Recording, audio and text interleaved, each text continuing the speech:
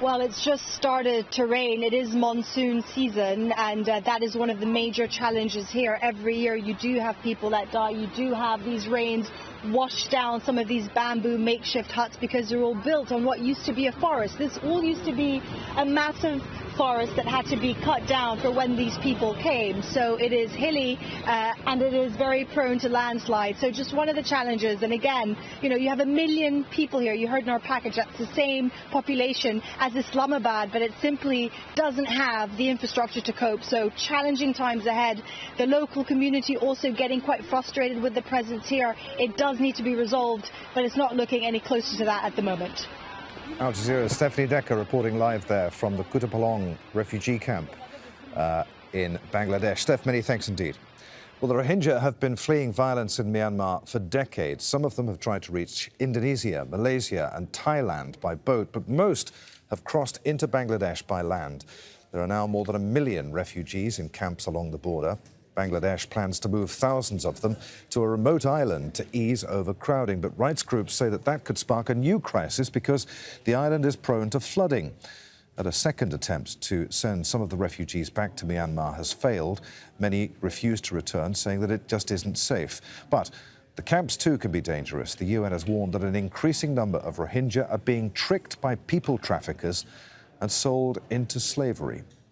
Athena Rayburn is head of advocacy for Save the Children's Rohingya Response. She joins us now via Skype from Cox's Bazaar.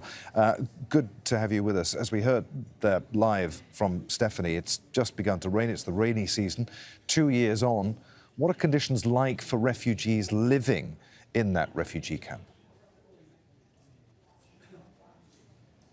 So 2 years on into the crisis, we've got almost 1 million refugees, and over 500,000 of those are children. They're still living in temporary shelters that are made out of plastic, bamboo. As we heard, they're really susceptible to landslides and flooding.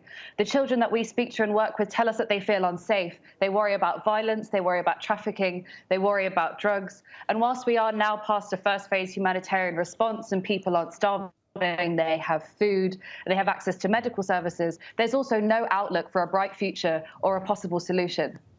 The Bangladesh government says that it's going to take a, quote, firmer line with refugees. It wants them moved or repatriated. Are conditions any better for them in Rakhine State, home in Myanmar? What do these people have to return to?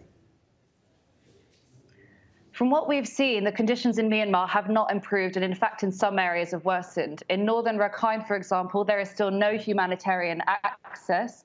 And in order for the Rohingya to return, Myanmar must commit to actually addressing the root causes of this issue, which go far beyond the violence that sparked this most recent exodus 2 years ago. In addition to that, it's now 2 years later and no perpetrators of crimes against the Rohingya have been brought to justice. The Rohingya cannot have a future in Myanmar unless justice is pursued and perpetrators are brought to account. So what role, if any, does the international community have to play here?